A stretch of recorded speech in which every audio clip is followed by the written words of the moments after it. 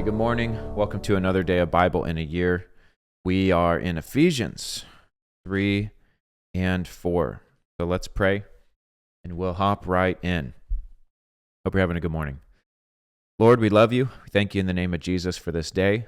God, help us to understand what we're about to read. Please give us eyes to see and ears to hear. In Jesus' name, amen. All right, here we go. Ephesians chapter 3. For this reason, I, Paul, the prisoner of Christ Jesus for you Gentiles, if indeed you have heard of the dispensation of the grace of God which was given to me for you, how that by revelation he made known to me the mystery, as I have briefly written already, by which, when you read, you may understand my knowledge in the mystery of Christ, which in other ages was not made known to the sons of men, as it has now been revealed by the Spirit to his holy apostles and prophets, that the Gentiles should be fellow heirs of the same body, and partakers of his promise in Christ through the gospel, of which I became a minister according to the gift of the grace of God given to me by the effective working of his power. To me, who am less than the least of all saints, this grace was given, that I should preach among the Gentiles the unsearchable riches of Christ, and to make all see what is the fellowship of the mystery, which from the beginning of the ages has been hidden in God, who created all things through Jesus Christ, to the intent that now the manifold wisdom of God might be made known by the church to the principalities and powers in the heavenly places, according to the eternal purpose which he accomplished in Christ Jesus our Lord, in whom we have boldness and access with confidence through faith in him. Therefore I ask you, do not lose heart at my tribulations for you, which is your glory. For this reason I bow my knees to the Father of our Lord Jesus Christ, from whom the whole family in heaven and earth is named, that he would grant you, according to the riches of his glory, to be strengthened with might through his Spirit in the inner man, that Christ may dwell in your hearts through faith, that you, being rooted and grounded in love, may be able to comprehend with all the saints what is the width and length and depth and height, to know the love of Christ which passes knowledge, that you may be filled with all the fullness of God. Now to him who is able to do exceedingly abundantly above all that we ask or think, according to the power that works in us, to him be glory in the church by Jesus Christ, to all generations, forever and ever. Amen. Chapter 4. I, therefore, the prisoner of the Lord, beseech you to walk worthy of the calling with which you were called, with all lowliness and gentleness, with longsuffering, bearing with one another in love, endeavoring to keep the unity of the Spirit in the bond of peace. There is one body and one Spirit, just as you were called in one hope of your calling, one Lord, one faith, one baptism, one God and Father of all, who is above all, and through all, and in you all. But to each one of us grace was given according to the measure of Christ's gift. Therefore, he says, when he ascended on high, he led captivity captive, and gave gifts to men. Now this, he ascended, what does it mean but that he also first descended into the lower parts of the earth? He who descended is also the one who ascended far above all the heavens, that he might fill all things.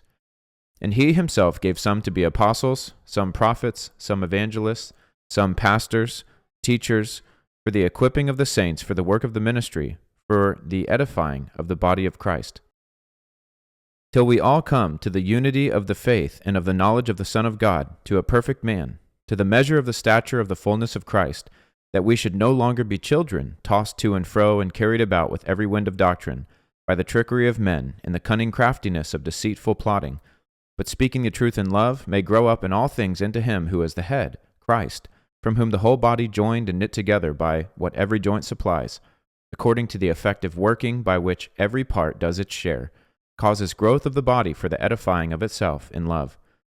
This I say, therefore, and testify in the Lord, that you should no longer walk as the rest of the Gentiles walk, in the futility of their mind, having their understanding darkened, being alienated from the life of God, because of the ignorance that is in them, because of the blindness of their heart, who being past feeling have given themselves over to lewdness, to work all uncleanness with greediness.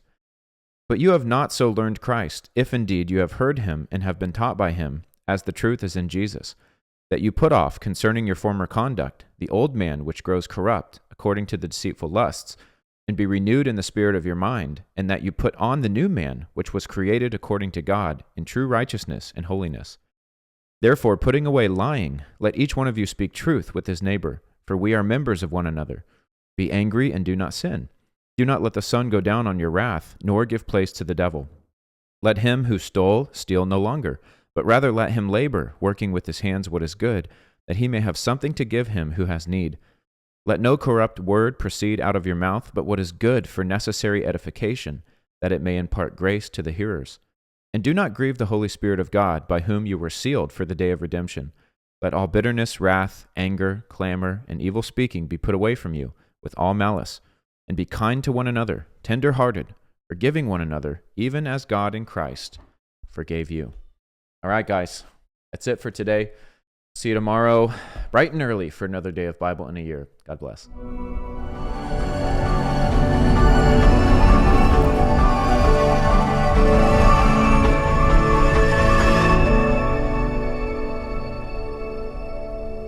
Hey guys, thanks for tuning in here with us at Bible in a Year. Can I encourage you to please make sure you like, subscribe, engage with the content, comment on the videos, and then share them.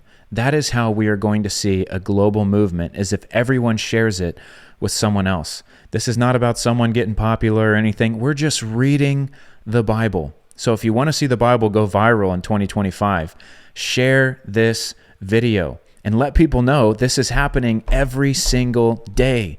Get them involved. I also want to say this, as a prophetic act, what we're doing, this is a lot of manpower, a lot of time. I'm a busy guy. I travel a lot, over 60,000 miles a year, running a ministry, Promise Keepers, a national men's ministry. We're putting on events.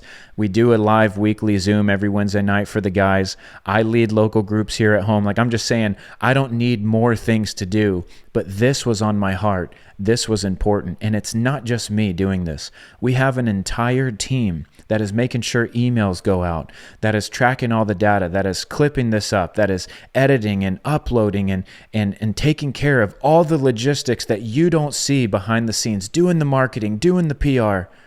I'm going to ask you to do one thing. This is a free gift. And I'm going to ask you, every day that you attend, will you just set aside $1? And at the end of the year, however many days you attended, that many dollars, will you donate it to Promise Keepers as an end of the year gift? We're finishing this thing up on December 24th. Would you make a donation to Promise Keepers on Christmas Day with however many days you attended? If people around the world did that, we would be able to continue providing free resources just like this. I want you to think about this. This is totally free, and we are using the biggest platform in the world, social media, to get the Bible out there to unreached people groups. Believe it or not, there are still people around the world. There's 3.2 billion people in the world, statistics have shown, that have not heard the gospel. When you share and when you give, you enable us to do this full time. And so I'm just asking, not for you to give right now, not for you to sign up as a monthly giver. Every day you attend, just set $1 aside or make a note. And at the end of the year, make that amount donation to Promise Keepers. If you do that, we will be able to continue reaching the men of America and doing stuff like this, which is going global. So I want to thank you for joining, and we'll see you at the next episode of Bible in a Year.